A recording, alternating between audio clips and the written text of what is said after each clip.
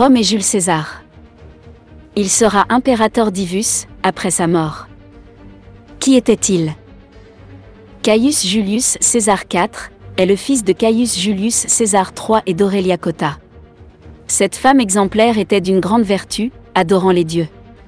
Selon Tacite et Plutarque, elle était également d'origine patricienne.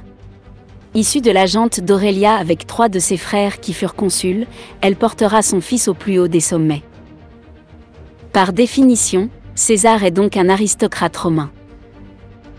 Il sera un général de premier plan, homme d'État et écrivain historien. Il est né le 12 ou le 13 juillet 100 avant Jésus-Christ à Rome, et mort assassiné le 15 mars 44, aux Ides de Mars, dans la même ville. Son parcours est unique. Au cœur du dernier siècle de la République romaine, cette dernière sera bouleversée par des tensions sociales et des guerres civiles. Après une première séquence politique et militaire visant à l'intégrer dans les milieux aristocratiques de son époque, César développe activement ses relations en entamant un parcours politique de haut niveau. Il sera tribun militaire, puis questeur en 69. Rome est alors gouvernée par un triumvirat, maillant le richissime Crassus et le conquérant romain Pompée.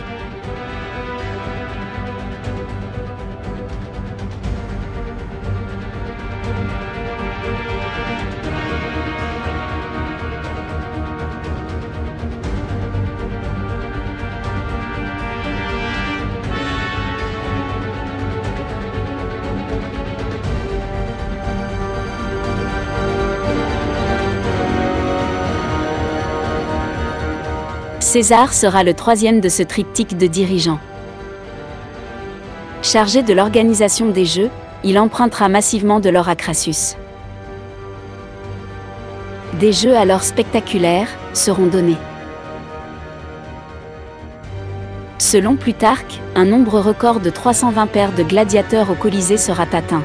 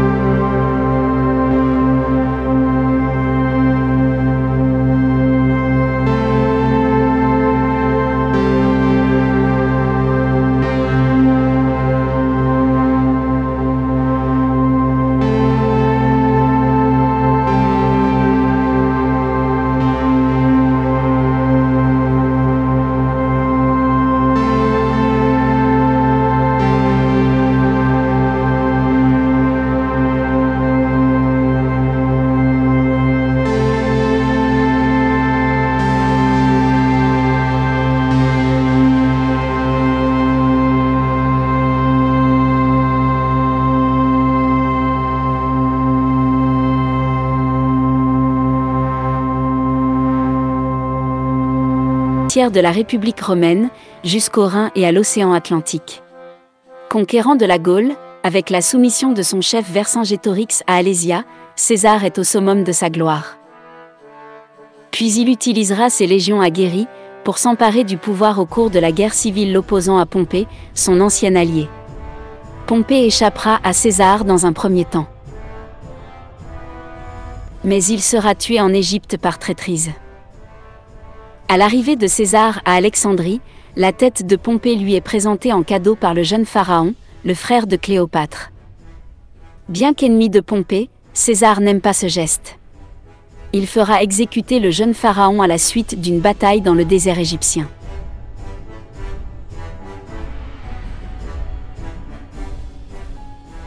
César tombera ensuite amoureux de Cléopâtre et la placera sur le trône d'Égypte. Bientôt un enfant naîtra de cette union. Il se nommera Césarion.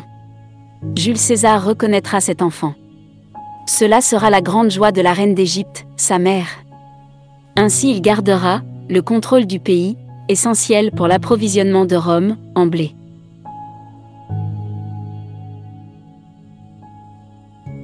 De retour en Italie, le 14 février en -44 avant notre ère,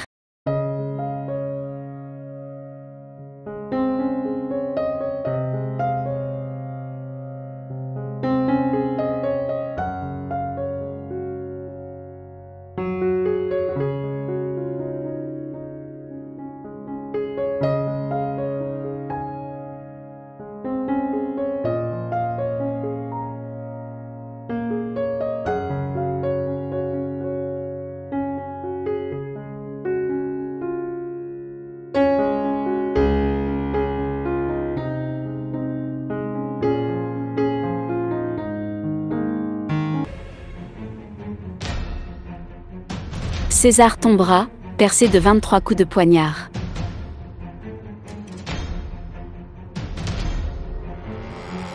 Le coup ultime viendra de Brutus.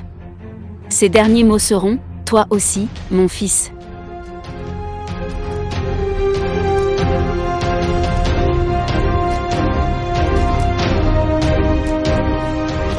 César n'est plus. L'Empire romain peut alors débuter.